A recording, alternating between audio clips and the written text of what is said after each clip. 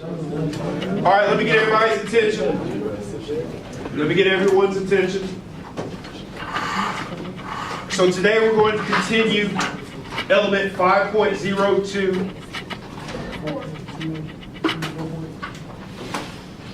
4.02, my apologies. We talked about depository financial institutions and non-depository financial institutions. Real quick, who can give me an example of a depository financial institution? Andrew. A credit union. Awesome. Who can give me an example of a non-depository financial institution? Yes, Aiden. Like insurance. Insurance companies, very good. Remember, this will be on the test, so make sure that you're taking proper notes. Now today, we're going to talk about common payment services. All right, we're going to talk about common payment services. At the end of this lesson, that's where bank reconciliation is going to come into play. Now we're going to go over it. We're going to go step by step. We're going to talk about how we properly document things in our check register and make sure that it balances with our bank statement. But for right now, I want to talk about common payment services, starting with checking accounts. Now, raise your hand if you have a checking account. Okay, good. What is it that you need in order to open a checking account? There are two main steps. Two steps in opening a checking account. You definitely need Social Security. Now I'm going to think about something else. Danny, and then Aiden. Oh, no. You need money, right? You need money. Excellent. What were you going to say, Aiden? I thought it was just your Social Security number. You need one to open an account. But what are the steps? When you all open up your, I'm sorry, go ahead. You also need 2 forms of ID. You definitely need 2 forms of ID. What I was trying to get at was, raise your hand if you remember signing a whole bunch of documents when you open your checking account. You probably have to sign something else called a signature card. You also had to sign a signature card. Why do you think you had to sign a signature card? All it is a card that has your signature on it. Why do you think you had to have one? So when you write signatures on checks, they can or it's not like they can borrow. Right. When you sign checks or sign other documents at the bank, it is essentially a security measure to make sure that no one has stolen your identity. Very good. Now, how many of you have had to deposit a check or cash a check before? What do you typically have to do with that check before you can cash it? Sign the back. You definitely need to sign ID. Say it again, Andrew.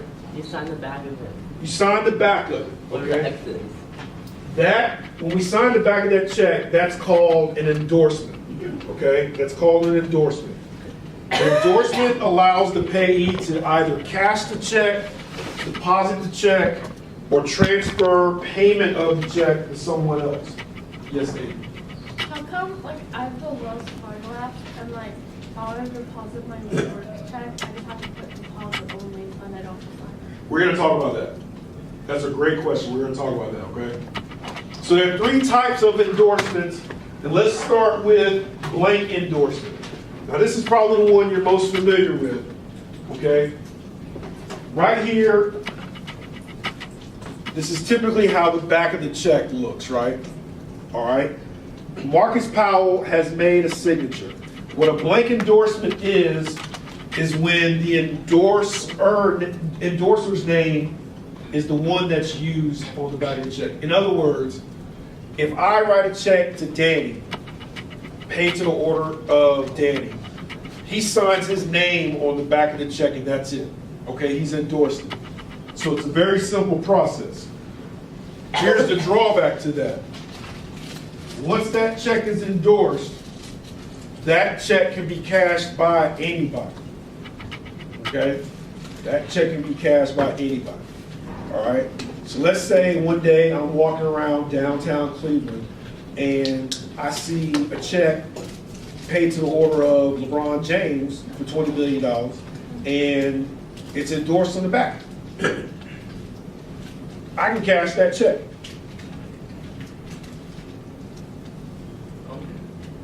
There's like a hush over the crowd. Yeah, that's right. That's what happens when you have a blank endorsement. When you have a blank endorsement, if I lose that check or that check is stolen, it can be cashed by somebody else. It can be cashed by somebody else. How does it work? It's just the way blank endorsements work. So they don't know if it's been signed over. Is everybody listening? Of course. They don't know if it's been signed over. They don't know what the deal is. They just see it as being endorsed. So it's like having $20 million in cash. Okay? So that's a blank endorsement. The next one is, you can either call it a special endorsement or a full endorsement. Now look right here. This has two names or two signatures on it. Okay? A special or full endorsement is when you sign the check over to somebody. Okay? So using the same example, let's say LeBron James is in a very giving mood and he takes one of his $20 million checks from Nike or something like that and he signs it, LeBron James, and then underneath it, I sign my name on it. I now become the payee, okay? I now become the payee. So for this example on the board, Maria Fernandez was the one that originally had the check and that who it was written to. And so she had Juan Delgado endorse the check along with it. So now Juan becomes the payee in this example. Now, why would you want to do that? Anybody want to venture and take a guess? So random people can't cash Definitely so random people can't cash it. What's another reason? So your husband? That's another reason.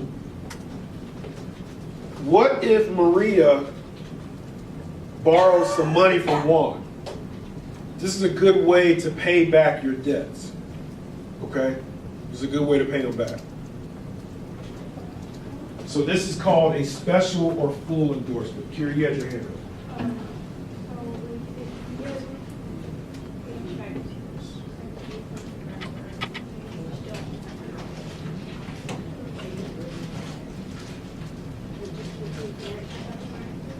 You're saying you don't have your own checking account, but you have ID? But I'm like, if you have a verified, just like you need money or something. Like, I don't have my own. You could use a special endorsement and have that check deposited in another adult's account. Or you could also, we talked about cash checking outlets. As long as you have ID, you'll be able to use that too. Now this next one, this is actually what I do when I get a check. This is called a restrictive endorsement. This goes to your question, Aiden. A restrictive endorsement is when you simply write for deposit only, okay? This is probably the safest way to endorse a check because it limits the use of this check for deposits only. You can't get cash, you can't transfer it to somebody else. When you write for deposit only, someone can't pick it up off the ground or someone can't steal it from you and deposit it into their account. They're gonna look at the payee on the check, and if your name doesn't match, then you're not gonna be able to deposit, okay? It limits who can cash a check. In other words, it limits it to only the endorser or the person to whom the check was written. So let's say I write a check to you, Deja, and you write for deposit only. You're the only one that can deposit that check. Okay? And again, this tends to be the safest particularly if you're mailing in a deposit to your bank or you're using an ATM to make a deposit. Yes, sir. So somebody else can deposit it into your account? You have to actually do it? Great question. Someone can deposit it into your account, provided that they have your information. They just wouldn't be able to cash it. Or, you know how on deposit slips, it'll say subtotal and then less cash? When it says less cash on that deposit slip, what that means is you're taking some money out. So let's say you get a check for $1,000, you can say less cash, 200, you get 200 back and they deposit the remaining 800. Okay? When you put for deposit only, you can't get any money back when you do that. I mean, you can still go to the ATM afterwards, but they're gonna deposit that whole 1,000. Make sense? But yeah, you can have somebody else deposit it for you. Absolutely. So we live in an age where there aren't too many people that write checks anymore. But if you're like my father, you become like my father. My father does not trust online payments any further than he can throw them. So he still writes checks to pay all of their bills at the house. My parents' house, actually. So that's why this is still relevant. Some people still write checks. In fact, a lot of you that, well, those of you that are going to Greensboro with me, your parents wrote checks. They didn't give you all cash or anything like that. So these are proper check writing procedures. And if you follow these procedures, stand a very good chance of making sure that you stay on top of the money that you have in your account, okay? First thing you want to do is you want to ensure that all the information is written in your check register first, okay? You want to make sure all the information is written in your check register. Date, amount, who it's going to, and then your balance after the fact. You want to make sure all of that is written in there. You also want to put the check number, okay? You also want to put the check number. And you want to make sure the check number is in the right numerical sequence, the right numerical order. Now, this next tidbit won't be on the test, but when you open a checking account, there are times when folks that accept checks may look at the check number and assume that the checking account is fairly new. So you want to avoid, when you get your first order of checks, you want to avoid you starting with the number 1. And then going 1, 2, 3, 4, so on and so on. What you want to do is you want to pick a number like 1001, okay? That way, it gives the impression that the checking account has been open and active for some time. Does that make sense? Why does it matter? Well, some folks that take checks may look at it and think that the check was fairly open and recently, was open recently. Why is that bad? It's not, it technically is not bad, but it may give some folks the impression that some shenanigans might be afoot, or that the check might not actually represent what money you have available. Okay, that's why a lot of places don't take starter checks, which I don't understand why that's still in practice.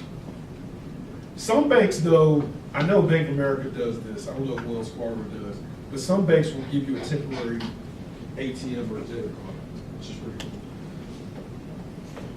So that's step 1. Step 2, you want to write the date of the check. And you want to write the payee's name. Okay? You want to write in the numerical amount of the check. And then you want to write the amount of the check in words. So I'll give you an example. Everybody look at the board if you can. Let's say you get a check for $627.87. So you would write this number in the box that's kind of on the right-hand side, but then right underneath it, you would write it out like this. $627.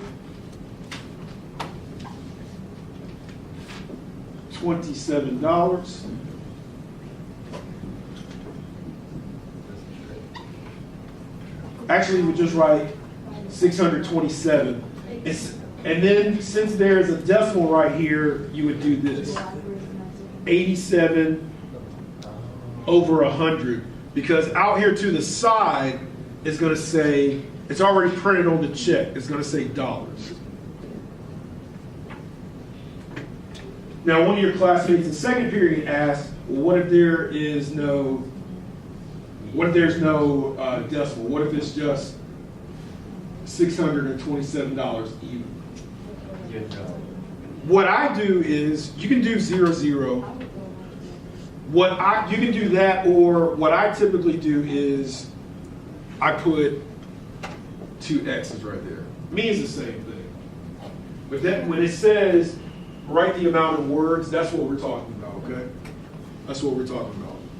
Staff, do me a favor and sit up, okay?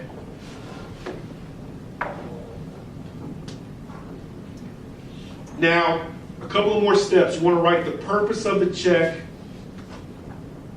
in the memo line. That's on the bottom left. And then to the bottom right, that's where you sign the check, okay?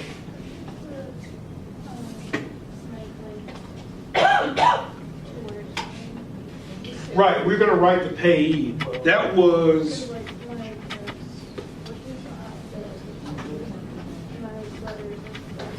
Right, that's step 3.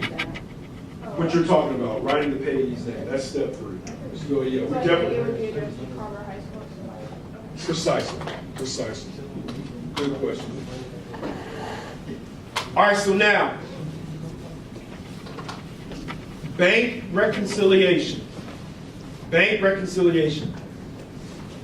Hopefully you've all been paying attention to this point, but I really need you all to concentrate on this part, okay? Because this is going to be important. It involves math, and it's definitely going to be on the test, okay? It's definitely going to be on the test. Start with the definition. What is bank reconciliation? What do you think we're talking about when we say bank reconciliation? What does it mean to reconcile something? Say that again? Make up for something wrong. Make up for something that's wrong, okay? It's very, very close. When we reconcile something, we're just making sure that everything lines up properly. So with bank reconciliation, what is it for you check account holders? What is it that you get every month? A bank statement. That's right. So if you have been writing checks, or even using your debit card, or making ATM withdrawals or deposits, you want to make sure that all of those things that hopefully you've been keeping a record of match what's on the monthly statement. Okay? Matches what's on the monthly statement.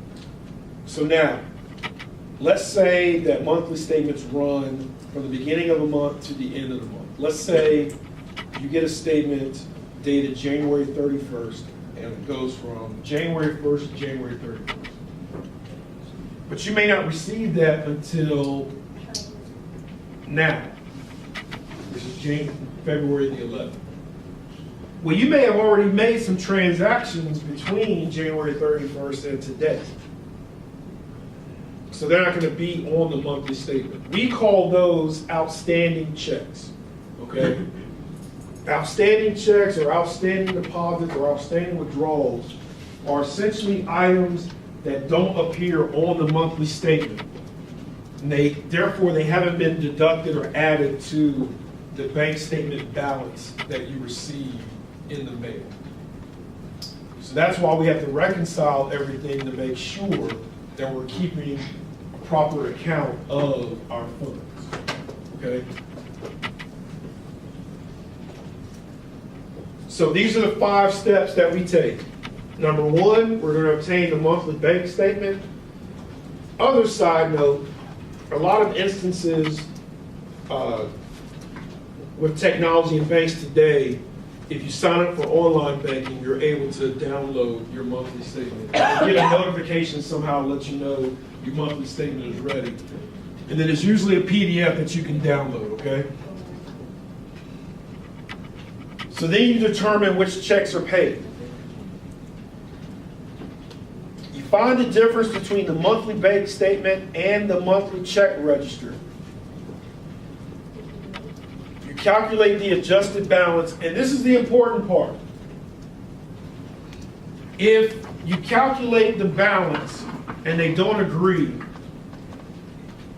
you don't just call it a day. You need to go back and figure out why things aren't adding up, okay? If things still aren't adding up, that's a conversation with the bank or maybe a significant other, I don't know. But you need to make sure that everything balances when you're doing bank reconciliation. Any questions? All right, so tomorrow what we're gonna do is talk about the Federal Reserve System. Go ahead. Today, I need everyone to go to Google Classroom and pull up the assignment that I have posted labeled Bank Reconciliation Activity, okay? Is that yesterday's activity? No.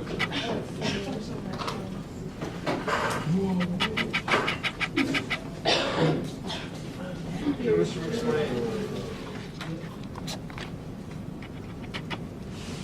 Let me zoom in for y'all. Hold on a second. Is that better? Okay, good. All right, so Marcus Johnson received his bank statement. After comparing the bank statement to his check register, Marcus discovered that he had 4 outstanding checks. Aiden, what do we mean when we say outstanding checks? We just talked about it. Checks that haven't been paid. You gotta say it like that. Thank you. Can't call me out. All right, so you see the 4 outstanding checks there. Now, let's keep going. Marcus also noticed that he had a $400 ATM withdrawal, which he had forgotten to record, 2 deposits for $200 and $550.75, which were not on the bank statement. Brandon, what did I just say? Something not on the big statement. Brandon, if I have to ask you a question like that again, it's going to be an issue. Now, there were also 3 deposits of $210.30, $399.97, and $250, which were not on the check register.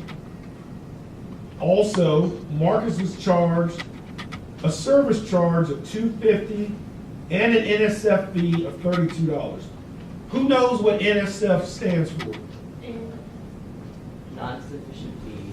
Non-sufficient funds, very close. Non-sufficient funds. So that means if you write a check and there's not enough in the checking account, when they go to cash that thing, you get charged an NSF fee.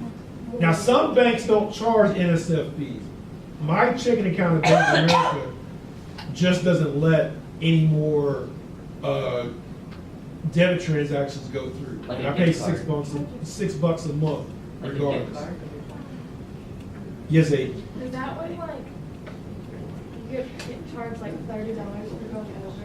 Right, that's exactly what it is. The balance in Marcus's check register is $45.14.42, and the balance on the check statement is $49.30.97. And so our instructions are to reconcile the bank statement. So let's go over the first step. What's the first step here? Let's look at the table. What's the first piece of information it's asking for? Balance on big statement. Balance on bank statement. Very good. So what is the balance on the bank statement? 400. Wait. 4,930. 30.97. Right, the $49.30.97.